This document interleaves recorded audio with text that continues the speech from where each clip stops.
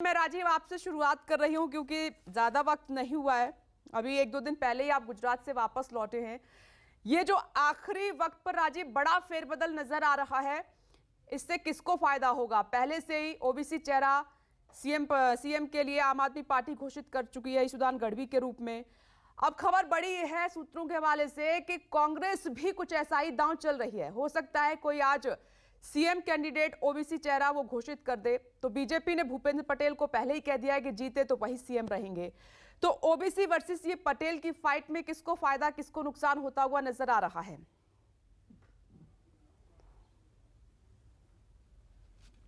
राजीव, देखिए विपनेश, गुजरात में 89 सीटों पर चुनाव गुजरात में 89 सीटों पर चुनाव हो गया। परसों चुनाव वहां पर मैं राजकोट में था, सौराष्ट्र इलाके में। कल मैं मैनपुरी में था। इधर का चुनाव मैनपुरी और रामपुर, आपको पता ही है कितना दिलचस्प है। गुजरात का चुनाव मैं कहूँगा उतना रोचक और रोमांचक नहीं था, इसलिए भी मन कर रहा था कि इधर ही आया जाए और इधर का आनंद लिया जाए। दूसरी बात यह है कि जो गुजरात में 89 सीटों पर चुनाव हुआ है सौराष्ट्र इलाके में, वहां पर पाटीदार आंदोलन के समय और पाटीदारों का समर्थन पिछली बार कांग्रेस पार्टी को मिला था। अब वहां चुनाव बीत जाने के बाद कांग्रेस पार्टी क्या आज ऐसा कदम उठाएगी, ये देखने वाली बात होगी। क्योंकि इस इलाके में जहां अब 93 सीटों पर वोट पड़ रहे हैं, इस इलाके में ओबीसी की जनसंख्या अच्छी खासी है। लेकिन आपको एक बात यह भी स्वीकार करनी पड़ेगी कि ईसुदान गढ़वी को मुख्यमंत्री कैंडिडेट बनाने का दांव आम आदमी पार्टी का कोई बहुत ज्यादा चला नहीं। क्योंकि मैं खंबालिया वो विधानसभा क्षेत्र से चुनाव लड़ रहे हैं, द्वारिका जिले में आती है। द्वारिका जिले में 2 सीटें हैं, एक द्वारका और दूसरी खंभालिया। मैं वहां गया था तो मैं वहां जमीनी सच्चाई ये है कि वो ईसुदान गढ़वी का दांव बहुत आम आदमी पार्टी का नहीं चला, वो भी ओबीसी समुदाय से आते हैं। देखिए, कांग्रेस पार्टी ने 1982 के बाद जो वहां पे खाम समीकरण, जिसको क्षत्रिय, आदिवासी, मुस्लिम और दलित का ये समीकरण, ये चारों जातियों को मिला करके गुजरात को विकास की यात्रा के तौर पे देखा जरूर जाए। लेकिन गुजरात की राजनीति जातिगत समीकरणों में यूपी बिहार से अलग नहीं है।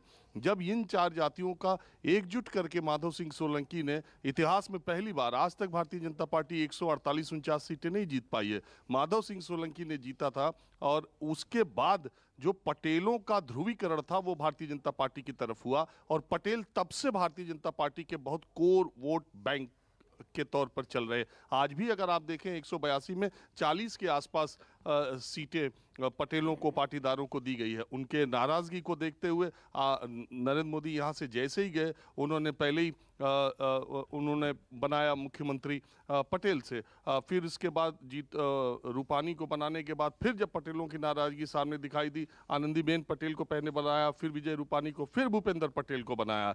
तो पाटीदार बीजेपी के साथ बहुत मजबूती के साथ खड़े रहे। पिछले चुनाव में नाराजगी थी, इस चुनाव में भी ऐसा नहीं है। कुछ तबका था जो नाराज था, और वो पार्टी की अंदरूनी लड़ाई की वजह से था। एक बात और देखिए, आज चुनाव का अंतिम दिन है। मैं बता दूं, भारतीय जनता पार्टी से जितनी विपक्षी पार्टियां गुजरात में लड़ी हैं, उससे कम भारतीय जनता पार्टी ही भारतीय जनता पार्टी से लड़ी है। ऐसा नहीं कहा, उससे कम नहीं लड़ी है भारतीय जनता पार्टी से। मेरा कहने का मतलब कि बागी और टिकटों के बंटवारे से जो पार्टी की अंदरूनी कलह है, उससे पार्टी का जो आला कमान है, शीर्ष नेतृत्व है, वो बहुत परेशान है।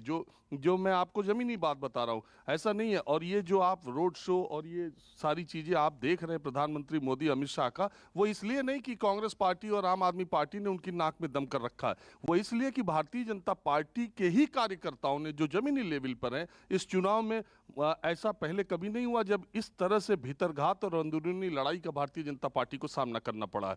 एक बात।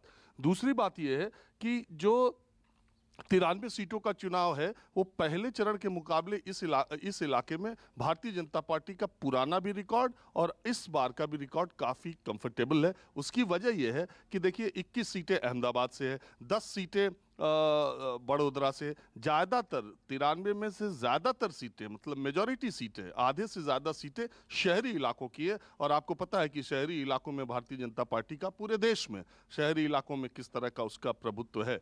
बात यह है कि अब दूसरे चरण में बीजेपी को जहां है उससे आगे न बढ़ पाए, उसको रोकने के लिए कांग्रेस पार्टी क्या तरीका आजमाती है, वो आज देखने वाली बात है। लेकिन आम आदमी पार्टी का जो ट्रम्प कार्ड था उन्होंने फर्स्ट फेज में खेल दिया है। उनकी पूरी ताकत जो थी वो फर्स्ट फेज में जिस इलाके में थी, सौराष्ट्र सूरत में, वो कार्ड उन्होंने खेल दिया। अब देखने वाली बात है कि 8 तारीख को क्या क्या नतीजे आते हैं।